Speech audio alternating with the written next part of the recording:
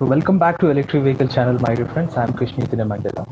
So far, we have seen electric vehicle batteries are made with the lithium ion or lead acid. But there is a new startup called Nexus Power is making electric vehicle batteries with biodegradable batteries and that are made from agricultural waste. So let's hear more details about this technology from one of the founders of the company, Ms. Nikita. Hi everyone, I am Nikita Balyar Singh and I am the co-founder and COO of Nexus Power. So at Nexus, we basically make biodegradable electric vehicle batteries by using crop residue as our structural raw material. So we've all heard of lithium-ion batteries, and they're very commonly used. But something that none of us, or like most of us, are not really aware of is that lithium-ion batteries are actually very hazardous for the environment, and it's toxic for people as well. So me and my co-founder, we are twin sisters, and we were very fascinated with electric vehicles and the entire concept of sustainability. So we initially wanted to make four-wheeler electric vehicles in India. That was the first plan when we wanted to venture into this segment. But when we were actually trying to work on the vehicle and designing the structure, we realized that there are plenty of electric vehicle offerings in the country, but people are not really buying it, or they're not opting for them because they're taking a long time to charge. Their maintenance is a little high because the battery itself, it's costly, and it doesn't go very far as well. You cannot really depend on the electric vehicle to travel for a long distance. So that is when we realized that probably before you enter into making a vehicle, you have to think about having the most efficient battery to fit into those vehicles. And that was, I think, that was the idea that went behind making it. And then we went down to jot down different points of what we wanted to actually work on, or what were the problems that we wanted to address in the battery segment specifically. So we wanted to address the toxicity and the hazardous issue of the lithium-ion batteries. Then we found out that lithium-ion batteries are not actually manufactured in India. They are mostly imported because lithium is not available here. Then we wanted to address that issue as well. We wanted to make batteries with something that was available in India and abundantly, so that we're not paying too much to use those to make those batteries. And then we also wanted to figure out if there is a way of having a little faster charge or maybe a longer range or something that can make it more convenient. So we went down to doing a lot of research, and there was a lot of study that happened in the background. We read that in one of our grandfather's biochemistry books that this can be potentially benefiting the electrolytes, and that's where we picked it up from, and then we just went ahead. So that's how it goes. We are now making cells from this crop residue. So how reliable are these batteries? A lot of research and development should be done before making it. So to get the trust factor on these biodegradable batteries, because lithium or lead acid batteries are already accepted technology. Of course, yes, definitely you need a lot of research and development before you can prove a particular technology. So, there are different phases when a very research or invention intensive startup works. So you have to first prove your concept, then you have to do a test, then you have to go in with multiple tests in the lab, then in the vehicles. So there are different stages that you need to prove your technology. So far we've been able to reach the stage of testing it in vehicles, not in multiple vehicles, but in one or two, just to check whether they're able to power the vehicle or not. See, because the first test we did was we made a 5-volt battery, and we only lit LED bulbs through that. That was the first proof of concept that we've developed, that other than lithium ions, you can make rechargeable batteries. But the thing is that glowing an LED bulb and running an entire two-wheeler EV, they're completely two different things. So we had to first develop the two-wheeler battery. So we already done that. We have a crude form, of course, not the most efficient of ones, but something that works as a proof of concept. And we tested that in one of our neighbors' electric bike. So because it ran successfully and it didn't really cause much of a problem. So that gave us our proof of concept and somehow a crude form prototype that this battery pack can work. So it is reliable. It gives you a result. It definitely drives the vehicle ahead. But we are still doing the research to make it more efficient. As I said, we wanted to address the fast charging and long range aspect as well. So we have now been able to achieve fast charge, but not a very fast charge. So if a normal lithium-ion battery would take about 4 to 5 hours to get full charge, this crude form battery takes about 50 to 55 minutes. But that is still not fast enough because there are a few lithium-ion players who can promise you the same range of charge, so it's not making much of a difference. Apart from being a biodegradable battery or locally sourced battery, So we are still working on that R&D to make it go faster, and we want to achieve a space where charging the electric vehicle battery is as quick as filling the fuel into your cars. That research is still on, but as far as reliability is concerned, a few tests and a few certifications will obviously be done eventually, that the government of India or international agencies will do, certifying that this battery is a good and efficient substitute to lithium-ion batteries, which we are in the progress, but we already have a patent, a provisional patent for this entire technology, and we are still continuing with the research. So far, it has been good for us. Let's see. So your startup said these are lithium free. So, but what are the raw materials for these batteries? See, of course, because it's a patentable thing and a lot of innovation and goes into this. So I can't tell you the exact material that goes into making a cell. So for you need to say that it's a crop. That's it. It is from the crop. The stubble that you get after the harvest is done, it's from there. But obviously, the crop itself is made out of a lot of elements, multiple nutrients. So there are different combinations that we use, different nanoparticles that we extract, and we use them as the cathode, the anode, and the electrolyte in the battery.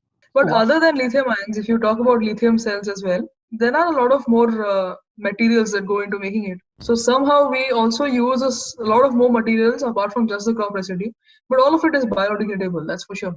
So what's the energy density of these batteries? As I said, I will not be able to give you exact numbers, and the very reason is that it's in the process of increasing its efficiency. So if we give you one number today, then we claim another number, say 2 months later, because we are still working on the R&D, it doesn't give our company a lot of credibility. So we would like to keep the numbers with us until we go for a commercial market launch. So once that happens, then we'll give out the exact numbers and all the exact calculations that has gone into it. But until then, the only thing I can tell you right now about the energy density is that it is 2x or 3x more than the lithium-ion batteries. So any idea of the battery weight for 1 kilowatt hour? Will it be less than lithium-ion? Yeah, I understand. As compared to lithium ions, so since we're using nanoparticles, we can actually play around with the weight of our batteries. But what we are trying to do at the moment is we are making it as per the lithium-ion batteries currently. So if a lithium-ion battery weighs about 5 to 6 kgs in the two-wheeler EV, say the 48-volt battery, then our battery will also weigh about 4 to 5 kgs, maybe somewhere around that, because we want to make it according to the industry standards, so that when these batteries go in the market, the vehicle manufacturers don't have to make a special provision for these batteries. The existing system can accommodate the batteries that we are manufacturing. So that is what the mindset is. So it's very similar in terms of weight. It might just be lighter because the raw material itself is a lighter thing to make the cells. That's how it is. So are these batteries waterproof? So what's the operational temperature of these batteries? These cells itself, the outer shell that goes into making the cells or the battery packs, that is more or less the same. The way the lithium-ion battery packs are made, it's going to be very similar for the Nexus batteries as well. What differs is the chemistry that goes into that cell. Okay. So outer shell will be the same for lithium-ion, whatever they use. See, when you make one cell has a positive electrode, a negative electrode, and the electrolyte. That's the basic composition. So that is what is different in a Nexus battery as compared to the lithium-ion batteries. It's basically that chemistry is different. Otherwise, the outer shell, the packaging of the battery pack, that is very similar to the lithium-ion batteries. So there is nothing different or innovative in that at the moment. So definitely it is going to be water resistant. It is going to be quite, obviously hard, and will have a good metal covering most probably, but it is not that there is any difference in that. The difference lies in the chemistry of that cell. So you said the charging time will be less than when compared with lithium ion, right? So do you think whatever the new technology, your invention can handle that with that fast charging rates? New technology as in? I mean your biodegradable batteries. Yes, because as I said, we are using biological material, natural degradable material. So there is a property that these materials have in them. So to be very honest, we are actually using a certain amount of proteins, which are the basic structural raw material. So these proteins have a natural property or a tendency of quick electron transfer. So that works to increase the charging to reduce the charging time. It fastens the pace. So it can come down to maybe even just 5 to 10 minutes of full charge. That is the capacity that this material has, and that is why we want to reach to that level as well. So what's the pricing of these batteries? Since we have not moved into the market completely, we have not really decided a fixed price for the batteries, but they are visibly going to be way cheaper than lithium-ion batteries because the raw material itself is very cheap and it's almost negotiable, Hmm. uh, the price. So it should be about maybe 30 to 35% cheaper than lithium-ion batteries. It will be. That's what our target is. It might be cheaper than that as well. What about the lifetime? For a lithium-ion battery, all the manufacturers are giving at least 3 years of warranty. So what will the warranty will you provide? We would, I think, want to look up at a similar range because, as I said, we do not want to compete on terms of, the warranty or compatibility of the battery or the fitting into the vehicle. So, initial tests give us a longer lifespan, to be very honest, because a normal lithium-ion battery goes up to say 300 cycles and then it starts degrading charging cycles. So for the Nexus batteries, they promise a minimum of 500 charges before the degradation begins. And even once it starts degrading, it probably would degrade up to maximum 12% or 10% to 12% of its efficiency, which as compared to a lithium-ion battery is a very promising alternative, to be very honest. So we might be able to give a longer warranty period as well. That I think only time will tell, and that I think will decide if once we plan to enter into the market, if we find that to be an effective point of differentiation, then I think we'll put that as well. But that's not something we are looking at the moment. So you said these batteries are degradable, right? So at the same time, you mentioned that just Yes. like the outer shell, whatever the things that are similar, but those Mhm. shells, if you talk about, are they really going to be degradable in the soil, or will you use a different composition for that? Most likely, we'll be using a different composition. But having said that, the industry standards will decide. We do not want to force in too many changes at the moment. So only the chemistry for now is going to be completely biodegradable. So it's not that you pick up the battery from the vehicle and leave it in the soil until degrade. That's what I'm Obviously, you asking. need a very hard and a very bold outer shell to Yes. manage the battery in the vehicle. Yes. But if you remove the components out, because obviously these batteries will also have an element of IoT, it has an element of artificial intelligence based sensors. So those things are obviously not completely biodegradable material. But then the individual cells that are going to be placed in the battery, they are biodegradable. That can be left into the soil to degrade, that can be recycled at no extra cost. So you are saying that there is no lithium, and obviously for a battery there should be an anode and cathode for the charging purpose. So you are using the proteins, whatever the elements you mentioned, that is crop residual, all these things. Will you use like Yes. a cathode and anode as well? Yes, I mean, that is what makes the battery. That's what is different. We are using the crop residue to make the cathode, the anode, and the electrolyte. Okay. So all three elements are made out of this crop residue. So you said that initially you want to manufacture electric vehicles, which means the four-wheelers, but later you turned into electric vehicle battery manufacturer. So what's the point made you to shift? And are you satisfied with that? Um, I, I gave you the point basically, but anyway, I'll say that again. So the reason why we wanted to shift is because we realized that just making an electric vehicle is not enough to make it common or a household object in India. You have to look at what is going to make it more efficient. And since the battery is the heart of the electric vehicle, and if your battery is not perfect, you are not going to be able to ask people to buy electric vehicles. So there has to be a lot of innovation and a little perfection has to be achieved in the battery segment first. And only then can we have people buying electric vehicles. So that was the reason why we wanted to shift to battery type because we wanted to make that more efficient. Before we end up making electric vehicles and asking people to buy them, we have to address the issues that people are facing. So that's why we chose the battery technology as our prime uh, objective to improve that. And I think I am personally very satisfied and happy with the choice that we've made because we made a lot of progress in this segment. So personally, I think both of us, me and my co-founder, we are very satisfied with the decision we made. So now you said you are satisfied with that. So will you start the manufacturing of electric four-wheelers as well now?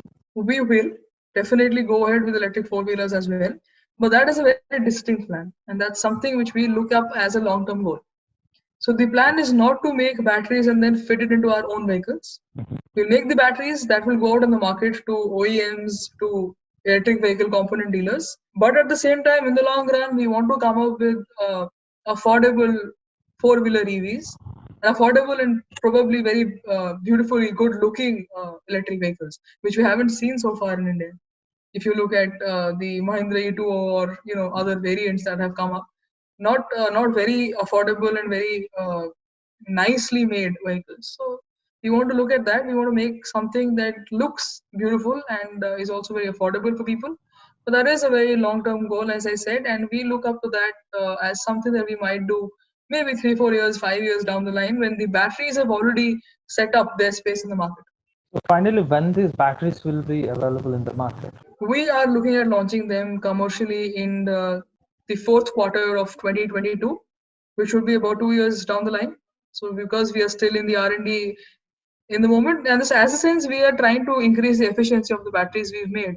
So we'll work on that for maybe a few months, get the most efficient combination for ourselves, then do a market test, then go ahead for a lot of pilots because we want to be very sure before we put them in the market. We want to be very sure of the batteries being a perfect alternative, and then we want to go commercial in 2022, later half, like November, December 2022. I'm very happy that you're making affordable battery technology, introducing it to the Indian EV market. And moreover, this is the first of kind which batteries, apart from lithium ion, there is a possibility where people can say made in India batteries. So that's what make our viewers more happy, because they want this made in India term in the battery sector, because the lead acid battery technology become old and they become the charging time, everything goes up.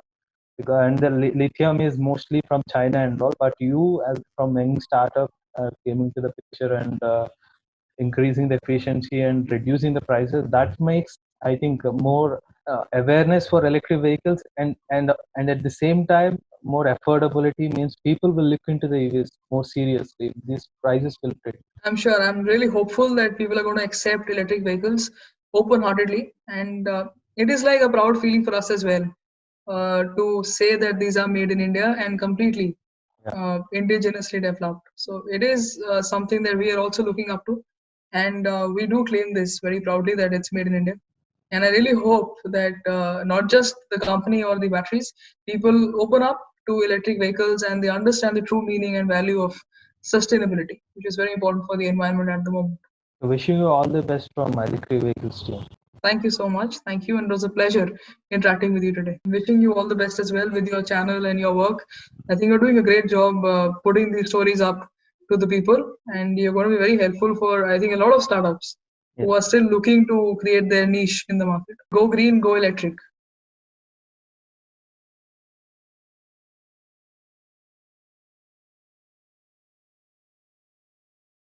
Electricvehicles.in motto is keeping the earth a safer place to live for the next generations. If you want to join our movement, you can support simply subscribing to our channel or sharing our videos or commenting on videos. Thanks for watching.